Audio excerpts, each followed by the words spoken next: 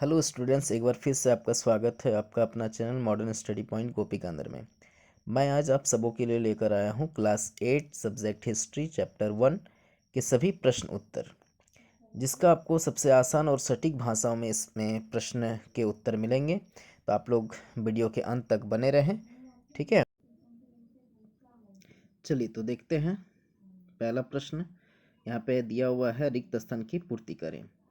ठीक है, रिक्त स्थान की पूर्ति करें यहाँ पे दिया हुआ है, जिसमें है पहला कि जेम्स मिल डैश का निवासी था। तो जेम्स मिल कहाँ का निवासी था? तो जेम्स मिल जो है वो स्कॉटलैंड का निवासी था। ठीक है, कहाँ का?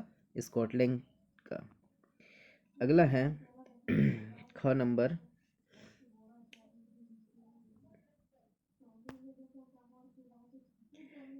चलिए देखते हैं ख नंबर का दिया हुआ है कि लॉर्ड क्लाइव ने भारत का नक्शा, लॉर्ड क्लाइव जो था वो भारत का नक्शा तैयार करने का जिम्मेदारी किसे दिया? तो लॉर्ड क्लाइव ने भारत का नक्शा तैयार करने का जिम्मेदारी जेम्स रेनल को सौंपी थी। ठीक है, किसे सौंपी थी? जेम्स रेनल को। ठीक है, याद रहेगा बच्चों। चलिए आगे चलते हैं। अब है ग नंबर में दिया हुआ है कि को अभिलेखों को सुंदर ढंग से लिखने वाला, कोई भी अभिलेख जो होता था उसे सुंदर ढंग से लिखने के लिए जो लिखता था उसे क्या कहते थे? तो उसे कहा जाता था खुशनवीस या सुलेख नवीस। ठीक है, सुलेख नवीस या फिर खुशनवीस इसे कहा जाता था। ठीक है, तो आगे चलते हैं। अब ग नंबर के बाद आता है घ नंबर।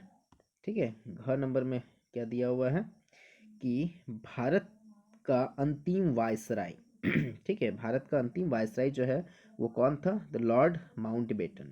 ठीक है, कौन था बच्चों? Lord Mountbatten. ठीक, सही आंसर। चलिए आगे चलते हैं। अगला दिया हुआ है व नंबर में कि भारतीय राष्ट्रीय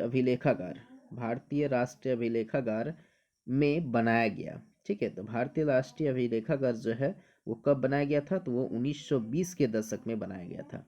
ठीक है, कब बनाया गया था? 1920 के दशक में। ठीक है, चलिए तो अब चलते हैं हम लोग प्रश्न 2 की ओर, जो कि सही और गलत का चिन्ह लगाना है। ठीक है, तो सही और गलत के लिए पहला क नंबर हम देखते हैं। क नंबर में दिया हुआ है कि लोगों ने चाय पीना कब शुरू किया, इसकी निश्चित तिथि को बताया जा सकता है। तो इसका आंसर जो होगा वो गलत हो जाएगा। ठीक है, इसकी तिथि नहीं बताया जा सकता था। अगला ख नंबर में दिया हुआ है अंग्रेज प्रशासन के लिए अभिलेख तैयार करवाते थे। ठीक है, अंग्रेज जो है वो प्रशासन के लिए अभिलेख तैयार करवाते थे। इसका आंसर हो जाएगा सही, है ना। अंग्रेज जो है वो प्रशासन के लिए अभिलेख तैयार करवाते थे। चलिए ग नंबर में है सरकारी दस्तावेज से हमें आम लोगों के सोच के बारे में पता चलता है। यह आंसर गलत है। ठीक है, सरकारी दस्तावेज से आम लोग क्या करते थे उसके बारे में हमें कोई भी जानकारी नहीं मिल पाता था।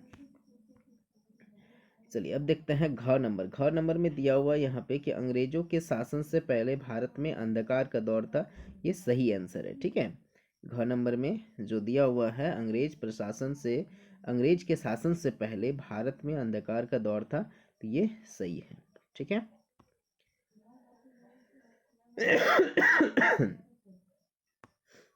चलिए अब चलते हैं प्रश्न 3 की ओर। आप लोग इसके साथ साथ लिखते भी रहिए। ठीक है, वीडियो को पॉज कर दीजिए और लिखिए। चलिए अब है यहाँ पे तीसरा नंबर कि निम्नलिखित प्रश्नों का उत्तर दीजिए। तो पहला देखिए, 3 नंबर का क दिया हुआ है कि इतिहास में तारीखों का क्या महत्व है। इतिहास में तारीखों का क्या महत्व होता था, इसके बारे में यहाँ पे क्वेश्चन पूछा जा रहा है। इसका आंसर यहाँ पे है कि वास्तव में इतिहास अलग अलग समय पर होने वाले परिवर्तनों के संबंध में बताता है। अतीत में चीजें किस तरह की थी और अब उनमें क्या बदलाव आए हैं।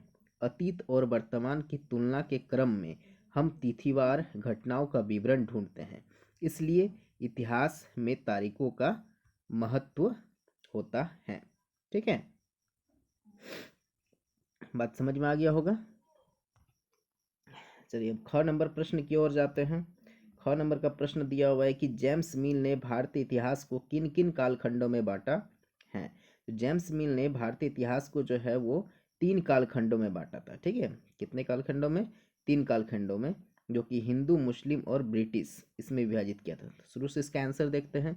इसका आंसर है कि एक, स्कॉटलैंड अर्थशास्त्री और राजनीतिक दार्शनिक जेम्स मिल। जेम्स मिल जो था वो क्या था? वो स्कॉटलैंड का एक निवासी था, जो कि अर्थशास्त्री और राजनीतिक दार्शनिक भी था। इसके साथ साथ उसने क्या किया कि उसने 1817 में एक उसका पुस्तक था, ए हिस्ट्री ऑफ ब्रिटिश इंडिया। ठीक है, उस नामक पुस्तक में भारतीय इतिहास को 3 कालखंडों में, ये जो पुस्तक है ना, ये पुस्तक जो है, ये पुस्तक किसने लिखा है? ये भी प्रश्न आ सकता है कि ए हिस्ट्री ऑफ ब्रिटिश इंडिया नामक पुस्तक के लेखक कौन है? तो ये जो है जेम्स मिल ने 1817 में इसे लिखा था। ठीक है, जिसमें इस दिया हुआ है कि इतिहास जो वो 3 कालखंडों में बटा हुआ है, हिंदू, मुस्लिम और ब्रिटिश। ठीक है, समझ में आ रहा होगा। चलिए आगे चलते हैं। अब चलते हैं ग नंबर की ओर। तो ग नंबर में यहाँ पे दिया हुआ है ग नंबर में क्या दिया हुआ है यहाँ पे? तो ग नंबर में दिया हुआ है कि औपनिवेशिक युग किसे कहा जाता है? औपनिवेशिक युग किसे कहा जाता है?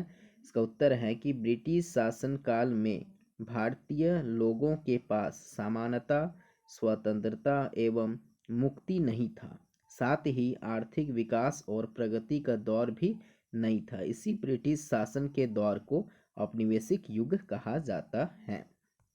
ठीक है बच्चों, वीडियो ज़्यादा लंबा ना हो इसके लिए आज यहीं तक का प्रश्न रखते हैं, फिर अगला पार्ट में इसका आगे का प्रश्न दिया जाएगा। ठीक है, तो आप लोग को अगर ये वीडियो अच्छा लगा हो तो सब्सक्राइब करें, लाइक करें और अपने दोस्तों के साथ शेयर करें। धन्यवाद।